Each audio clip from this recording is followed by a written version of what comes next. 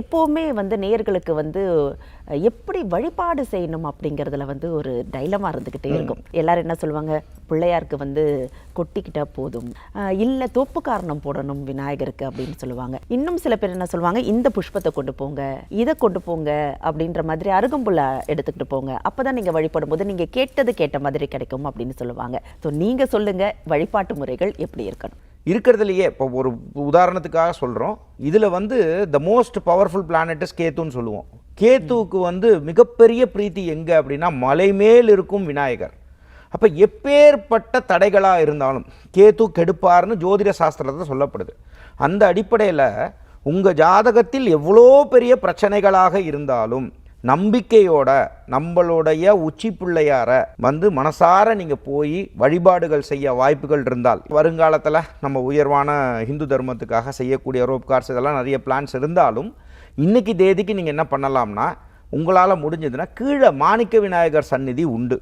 நம்ம கோயில்லையே, மலைக்கோட்டை கோயில்லையே மாணிக்க விநாயகர் சந்நிதி உண்டு. அந்த மாணிக்க விநாயகர் சந்நிதியிலேயே கீழே உட்காந்து கூட, மனசார கீழே உட்காந்து கூட உச்சி பிள்ளையாரை மனதார நினைத்தும் வழிபாடுகள் செய்யலாம். அப்போ இந்த மாதிரி வழிபாடுகள் செய்வதும், அது மட்டும் இல்லாமல் எப்பேற்பட்ட தடையாக இருந்தாலும் சரிங்க, இதில் நீங்கள் எவ்வளோ பெரிய தடை இருந்தாலும் சரி, அதாவது படிப்பில் இருந்தாலும் சரி, அதே மாதிரி உங்கள் கல்யாணத்தில் இருந்தாலும் சரி, அதே மாதிரி குழந்தை பாக்கியத்தில் இருந்தாலும் சரி, இல்லைங்க எனக்கு ஏதோ ஒரு உங்கள் ஆற்றுல வந்து உங்கள் வீட்டில் வந்து ஒரு ஏதோ ஒரு தடங்கள் இருந்துகிட்டே இருக்கே, மனசார நம்ம உச்சி பிள்ளையாரை மனதார நினைத்து, இதுக்கு நீங்கள் தேங்காய் உடைங்க, அருகம்புல் வைங்க அப்படிலாம் சொல்லலைங்க.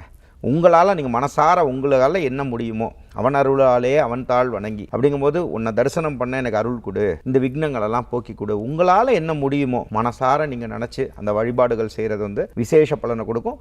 பட் ஜென்ரலாகவே அங்கே வந்து பார்த்தீங்க அப்படின்னா, அந்த கோயிலில் வந்து பார்த்தீங்கன்னா சதுர்த்தி திதி, சங்கடஹர சதுர்த்தி, இந்த நவராத்திரி காலங்களில் இந்த மாதிரி வழிபாடுகள் விமர்சையாக இருக்கும். ஜென்ரலாக அங்கே இருக்கக்கூடிய வழக்கங்கள் என்னவா இருக்குன்னா, கொழுக்கட்டை அது நைவேத்தியம் பண்ணி அபிஷேகங்கள் பண்ணி, ஏன்னா கொழுக்கட்டை வந்து விநாயகருக்கு ரொம்ப பிடிச்சது.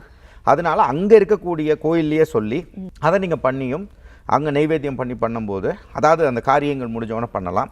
அது இல்லாமல் சில பேர் என்ன பண்ணுவாங்கன்னா, வெடலைக்காய்னா செதறுகாய் உடைப்பாங்க. சில பேர் என்ன பண்ணுவாங்கன்னா, அருகம்புல் மாலைக்கு நினச்சிப்பாங்க. குழந்தைக்குள்ள விஷயங்களில் வந்து பார்த்தீங்கன்னா, இதில் என்ன பெரிய பியூட்டி என்னன்னா, இதே கோயிலில் தான் தாயுமாகி வந்த ஈசனான தாயுமானவர் சந்நிதியும் உண்டு.